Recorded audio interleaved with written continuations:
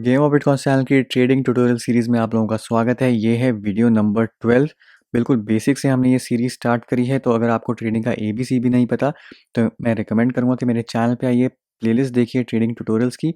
पहले वीडियो से आप स्टार्ट कर सकते हैं और उम्मीद यही है कि जैसे-जैसे मैं वीडियोस बनाता रहूँगा, जैसे-जैसे मैं ट्यूटोरियल्स लाता रहूँगा, वैसे-वैसे आपकी नॉलेज भी इंक्रीज़ होती रहेगी। अब ट्रेडिंग ट्यूटोरियल्स ये एक ऐसी सीरीज़ है जो मैंने आप लोगों से रिक्वेस्ट करी है कि जितना ज़्यादा आप मुझे सपोर्ट करेंगे, उतनी ज़्यादा मुझे मोटिवेशन मिलेगी इस सीरीज़ में और वीडियोस बनाने की। अगर इस सीरीज़ के वीडियोस में मुझे आप लोगों का सपोर्ट नहीं मिलता, अगर व्यूज़ नहीं आते, शेयर नहीं होते, लाइक नहीं होते, तो मेरे लिए भी कोई फ़ायदा नहीं रह जाता इस सीरीज़ को कंटिन्यू करने के लिए। तो जितना ज़्यादा हो सकते हैं इसको सपोर्ट करिए। अब थैंकफुली एएक्स एक्सचेंज मेरे कुछ वीडियोस को यहाँ पे सपोर्ट कर रही है, तो एएक्स एक्सचेंज को मैं काफ़ी वीडियोस में कवर भी कर चुका हूँ डिटेल में। पर आज की वीडियो में स्टार्ट कर लेते हैं हम एएबी टोकन से। एएबी टोकन दोस्तों एएक्स एक्सचेंज का टोकन है। अगर आपने आईसीओ में पार्टिसिपेट किया था तो फिलहाल अपने आईसीओ प्राइस से ये 88.46% ऊपर है। अब यहाँ पे आप देख सकते हैं एएक्स एक्सचेंज की बायबैक एंड बर्न राउंड की डिटेल्स। 45 राउंड्स ऑलरेडी यहाँ पे हो चुके हैं, यानी कि हर रोज़ एएक्स एक्सचेंज जो भी फ्यूचर्स ट्रेडिंग से प्रॉफिट आता है उसके प्रॉफिट से ये एएबी टोकन जो है एक्सचेंज से मार्केट प्राइस से बाय करते हैं और उनको बर्न कर देते हैं। तो इनके फीचर्स अगर हम देखें यहाँ पे तो बहुत ही पावरफुल फीचर्स हैं इस टोकन के। 100% of AX futures revenue use to purchase AAB from the market, तो ये मैं आपको ऑलरेडी बता दिया है। ब्लॉकचेन पे आप ऑडिट कर सकते हैं यहाँ पे कि ये जो भी एक्शंस ले रहे हैं ये जेन्युइन है कि नहीं। और साथ ही साथ जो सबसे इम्पॉर्टेंट है, burning 50% of the total supply. तो टोटल जो कॉइन की सप्लाई है 50 मिलियन टोकन्स की है, बट यहाँ पे ये इस बर्निंग मैकेनिज्म को यूज़ करके 50% टोकन की सप्लाई यहाँ पे कम कर देंगे। अब एबी टोकन के और भी बहुत सारे फीचर्स हैं जो आप एक्सचेंज में यूज़ कर सकते हैं, बट यहाँ पे जो इंपॉर्टेंट चीज़ ये है कि क्योंकि यहाँ पे टोकन की सप्लाई कम होती रहेगी, तो यहाँ पे पूरे चांसेस हैं कि सप्लाई और डिमांड को ध्यान में रखते हुए टोकन का प्राइस यहाँ पे इंक्रीज़ होगा। अब ये कोई इन्वेस्टमेंट एडवाइस नहीं है, बट मैं यहाँ पे रिकमेंड करूँगा कि इस पेज के थ्रू जाइए, इस एबी के बारे में सब कुछ यहाँ पे दिया हुआ है, इसको पढ़िए और फिर आप डिसीजन ले सकते हैं कि आपको इसमें इन्वेस्ट करना है कि नहीं। लिंक्स आपको सारे नीचे डिस्क्रिप्शन सेक्शन में मिल जाएंगे। अब चलिए चलते हैं आज के टॉपिक पे, और ये हैं बोलिंजर बैंड्स। अब बोलिंजर बैंड्स भी एक बहुत पॉपुलर टेक्निकल एनालिसिस टूल है, काफ़ी लोग इसको यूज़ करते हैं। ट्रेडिंग व्यू पे अगर मैं आपको दिखाऊं तो इस टाइप के बैंड्स आपने देखे होंगे। यहाँ पे एक मिडल लाइन होती है, एक अपर लाइन होती है और एक बॉटम लाइन होती है। तो इन बैंड्स का क्या मतलब है, कैसे आप इससे ट्रेडिंग कर सकते हैं, कैसे आप इससे सिग्नल्स ले सकते हैं, इन सब चीज़ों के बारे में डिस्कस करेंगे ट्रेडिंग व्यू पे। दोस्तों अगर आपको बोलिंजर बैंड्स ऐड करने हैं तो हमेशा की तरह आपको जाना है यहाँ पे इंडिकेटर और स्ट्रैटेजीज में। इस पे आप क्लिक करेंगे तो यहाँ पे आप टाइप कर सकते हैं सर्च में बोलिंजर बैंड्स। बोलिंजर जब आप टाइप कर देंगे तो यहाँ पे कुछ स्ट्रैटेजीज आएंगी, बट हम लोग यहाँ पे यूज़ कर रहे हैं बोलिंजर बैंड्स। तो बोलिंजर बैंड्स पे जब आप क्लिक करेंगे तो ये ऐड हो जाएंगे और आपके जो चार्ट है यहाँ पे लाइंस दिखने लग जाएंगी। अब इनको आप कस्टमाइज़ कर सकते हैं, इनके कलर्स वगैरह चेंज कर सकते हैं, वही सेटिंग्स में जाके यहाँ पे सारी ऑप्शंस दी हुई हैं, क्या इनपुट्स हैं, क्या स्टाइल्स हैं। तो बाय डिफ़ॉल्ट यहाँ पे 20 होती है, यानी कि इंटरवल जो है वो 20 डेज़ का है, क्योंकि हम यहाँ पे डे वाला चार्ट यूज़ कर रहे हैं। स्टैंडर्ड डिविएशन वगैरह अपने हिसाब से आप कस्टमाइज़ कर सकते हैं, बट हम जो भी यहाँ पे डिफ़ॉल्ट है सिर्फ वही यूज़ करेंगे। तो इसको हम बंद कर देते हैं और समझने की कोशिश करते हैं कि इन बैंड्स का क्या मतलब है।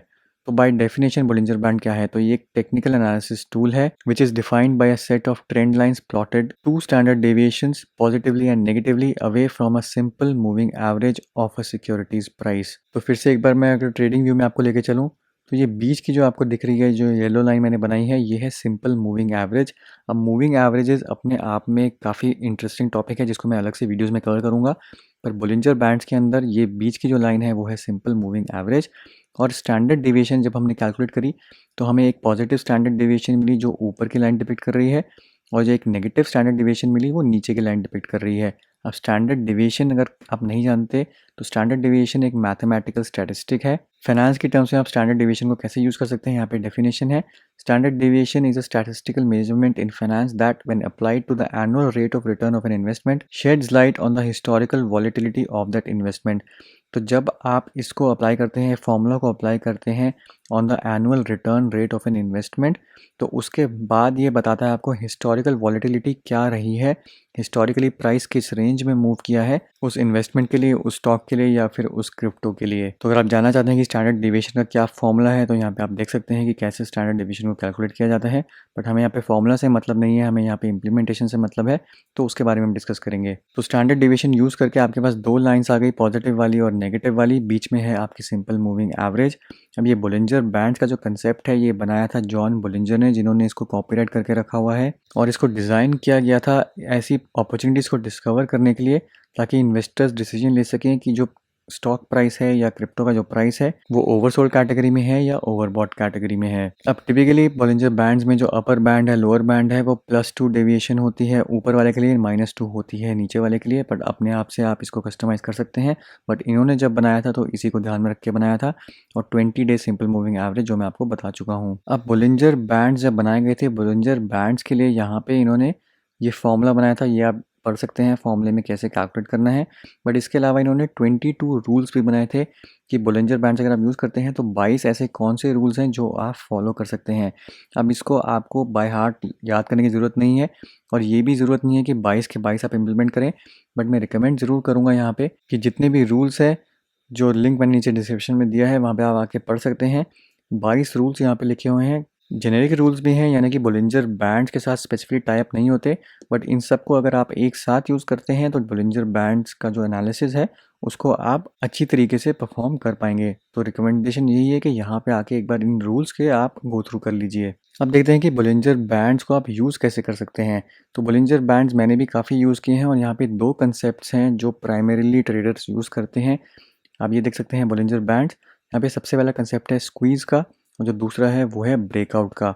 तो बोलिंजर बैंड्स अगर आप देखें तो यहाँ पे 90% ऑफ द टाइम जो है, जो प्राइस है वो इसी रेंज में घूमता है, यानी कि अपर बैंड से लेकर लोअर बैंड तक 90% सिचुएशंस में आपको इसी रेंज में प्राइस घूमता हुआ मिलेगा। अगर इस रेंज को प्राइस तोड़ देता है, यानी कि ऊपर की तरफ या नीचे की तरफ, तो वो होता है ब्रेकआउट। और ब्रेकआउट एक ऐसी चीज़ है जो डिपेक्ट करती है कि मार्केट में मेजर मूवमेंट हुई है। अब बोलिंजर बैंड जितने ज़्यादा वाइड होंगे, यानी कि इस स्टैंडर्ड डिविएशन के बीच में और ऊपर वाली स्टैंडर्ड डिवीजन के बीच में जितना ज़्यादा गैप होगा, यानी कि उतनी ही ज़्यादा मार्केट वॉलेटाइल है। और जितना ज़्यादा ये स्क्वीज़ होते रहेंगे, जितना ज़्यादा ये पतला होता रहेगा बैंड्स, उतना ज़्यादा मतलब है कि मार्केट में वॉलेटिलिटी नहीं है। तो सिर्फ बोलिंजर बैंड्स की विड्थ देख के आप पता लगा सकते हैं कि कहाँ पे कितनी वॉलेटिलिटी थी, कब कितनी ज़्यादा ट्रेडिंग हो रही थी और कब बिल्कुल भी नहीं हो रही है। तो ये काफ़ी इंटरेस्टिंग है विजुअल वे में रिप्रेजेंटेशन। और ऊपर से आप हमेशा अगर चेक करें तो 90% ऑफ द टाइम्स आपको इसी प्राइस रेंज में प्राइस घूमता हुआ मिलेगा। तो सबसे पहली चीज़ जो है वो स्क्वीज़ है। स्क्वीज़ का क्या है सेंट्रल कंसेप्ट, कि बोलिंजर बैंड्स के अंदर अगर स्क्वीज़ आपको देखना है कैसे होता है, तो जब बैंड्स बहुत ज़्यादा कंस्ट्रिक्ट हो जाते हैं, यानी कि बहुत पतले हो जाते हैं ये बैंड्स, उस टाइम पे स्क्वीज़ के चांसेस बढ़ जाते हैं, क्योंकि स्क्वीज़ डिपेक्ट करता है कि लो वॉलेटिलिटी है, यानी कि मार्केट में ज़्यादा वॉलेटिलिटी नहीं हो रही, और जो प्राइस है मोस्ट लाइकली अब पॉसिबल है कि एक डायरेक्शन ले सकता है, या तो ऊपर की तरफ या नीचे की तरफ। डायरेक्शन ये नहीं बताता कि किस साइड पर डायरेक्शन लेगा, ऊपर जाएगा या नीचे जाएगा, पर एटलीस्ट इतनी इंडिकेशन यहाँ पे प्रोवाइड कर सकता है कि क्योंकि स्क्वीज़ काफ़ी टाइम से चल रहा है, तो हो सकता है प्राइस ब्रेकआउट करे। अब इसी को अगर मैं आपको बिटकॉइन के चार्ट में दिखाऊँ, तो ये है दोस्तों बिटकॉइन का चार्ट। अब यहाँ पे आप देख सकते हैं, अगर हम इसको मार्क करें, ब्रश टूल से मैं मार्क करता हूँ यहाँ पे, तो यहाँ पे देख सकते हैं बोलिंजर बैंड जो हैं वो एक रिस्ट्रिक्टेड सी जोन में चल रहे हैं, रिस्ट्रिक्टेड से प्राइस एक्शन में चल रहे हैं। तो ये आप देख सकते हैं कि ये क्योंकि डे वाला है, तो हर दिन बिटकॉइन का प्राइस इसी रेंज में घूमता रहा, और ये काफ़ी नैरो थे। बट इसमें यहाँ पे पूरा होने के बाद यहाँ पे बिटकॉइन ने ब्रेकआउट किया, तो स्क्वीज़ के बाद यहाँ पे हुआ ब्रेकआउट। अब इसी की और से एक सिचुएशन में अगर मैं आपको दिखाऊँ, यहाँ पे अगर चार्ट में हम पीछे की तरफ चलें, तो यहाँ पे भी आप देख सकते हैं एक स्क्वीज़ की सिचुएशन डेवलप हो रही थी। इस एरिया में अगर आप देखेंगे तो प्राइस कितना ज़्यादा रिस्ट्रिक्ट हुआ, जितना ज़्यादा कम हुआ, बिटकॉइन ने एक बार फिर से यहाँ पे ब्रेकआउट हुआ, पर इस टाइम ये नीचे की तरफ था। तो ये स्क्वीज़ जो है आप चार्ट में जाके स्टडी करेंगे तो आपको कई जगह ऐसे एक्शंस देखने को मिल जाएंगे कि जब भी प्राइस मूवमेंट हो रही थी, बोलिंजर बैंड का साइज़ कंस्ट्रिक्ट हो रहा था, उसके बाद कोई ना कोई प्राइस एक डायरेक्शन देता है, या तो ऊपर की तरफ या नीचे की तरफ। तो कंस्ट्रिक्टेड प्राइस मूवमेंट एक बहुत अच्छी इंडिकेशन हो सकती है प्राइस मूवमेंट को डिपेक्ट करने के लिए बोलिंजर बैंड्स की मदद से। अब इसके बाद जो दूसरी चीज़ है वो है ब्रेकआउट। तो क्योंकि 90% of the times price action उसी बैंड के बीच में घूमता है, अगर बैंड्स को वो एक्सीड कर जाता है तो वो होता है ब्रेकआउट पॉइंट, और वो ब्रेकआउट पॉइंट को हम एक मेजर इवेंट की तरह यहाँ पे मानते हैं। अब ब्रेकआउट जो है वो एक ट्रेडिंग सिग्नल नहीं है, और यही कई लोग यहाँ पे गलती कर जाते हैं, जिसको वो एक ट्रेडिंग सिग्नल की तरह मान लेते हैं, पर यहाँ पे ट्रेडिंग सिग्नल की तरह नहीं मानना चाहिए। क्योंकि अगर बोलिंजर बैंड्स में ब्रेकआउट हुआ है तो वो ये नहीं बताएगा कि कौन सी डायरेक्शन में हो रहा है और क्या फ्यूचर प्राइस मूवमेंट होगी, तो वो डिपेक्ट करना मुश्किल है। अब बोलिंजर बैंड्स की क्या लिमिटेशंस है? सबसे बड़ी लिमिटेशन है कि बोलिंजर बैंड्स को आप as an individual complete in itself trading system नहीं मान सकते। बोलिंजर बैंड्स के साथ आपको और भी इंडिकेटर्स और स्ट्रैटेजीज चाहिए ताकि आप एक सक्सेसफुली प्राइस को प्रेडिक्ट कर सकें। और दूसरी चीज़ ये है कि क्योंकि जो बीच की लाइन होती है वो सिंपल मूविंग एवरेज होती है, इसका मतलब जो पुराने प्राइस डेटा का वेट है वही आज के प्राइस डेटा का भी वेट है, यानी कि उसमें कोई डिफरेंस नहीं है। इसका मतलब ये है कि जो आज की नई इन्फॉर्मेशन आ रही है वो डाइल्यूट हो सकती है बाय आउटडेटेड डेटा। तो ये थे कुछ बोलिंजर बैंड्स के फंडे। सबसे इंटरेस्टिंग जो मैं खुद यूज़ करता हूँ वो है यहाँ पे स्क्वीज़ वाली चीज़। और दूसरी चीज़ जो आप कर सकते हैं ट्राई वो ये है कि क्योंकि प्राइस यहाँ पे रेंज में घूमता है, तो यहाँ पे अगर ऊपर की रेंज की तरफ प्राइस जा रहा है मतलब कि वो ओवरबॉट सिग्नल आप मान सकते हैं, और अगर नीचे का प्राइस बैंड टच कर रहा है तो उसको ओवरसोल्ड सिग्नल आप मान सकते हैं। तो ये कोई फुल प्रूफ नहीं है, बट ये भी एक चीज़ आप ट्राई कर सकते हैं। तो दोस्तों ये था मेरा आज का वीडियो। उम्मीद करता हूँ ये आपके लिए हेल्पफुल रहा होगा। वीडियो को ज़रूर लाइक करिए, शेयर करिए, चैनल को सब्सक्राइब करना मत भूलिए। मिलता हूँ मैं आपसे अगले वीडियो में, तब तक के लिए हैव अ सेफ इन्वेस्टमेंट।